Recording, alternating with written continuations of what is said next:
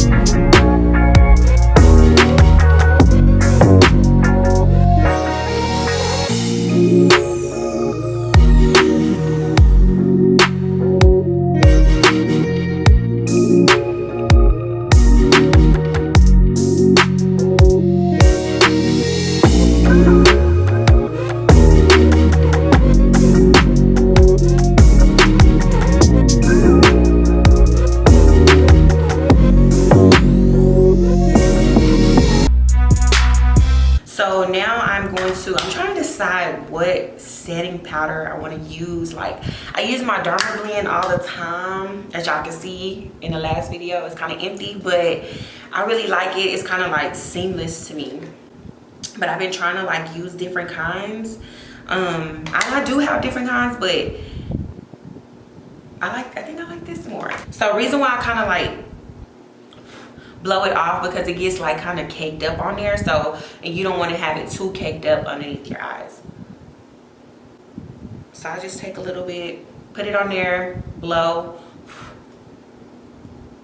and just put the remaining underneath your eyes. You see how like it doesn't look too clumpy, kind of look like you just putting like literally a loose powder underneath your eyes.